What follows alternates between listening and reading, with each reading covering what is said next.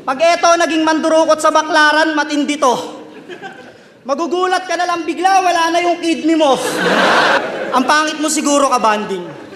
Yung tipong nag-iinuman kayong magkakagrupo, ang saya niyong nagkukwentuhan, bigla siyang magbabagsak ng ulo. Kasi sino bang matatakot dyan sa itsura mong ang kulit? Tignan niyo yung katawan, ang laki ng tiyan, tas walang puwet. Tignan nyo! Tignan nyo! Tapos gusto mo, katakutan ka dyan sa napili mong imahe?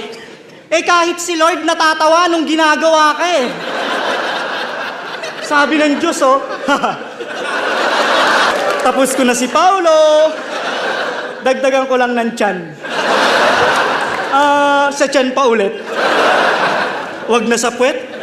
Kaya sige, dukutin mo na naman loob ko at ipakita mo sa madla lahat ng mga natutunan mo sa paglilinis ng isda.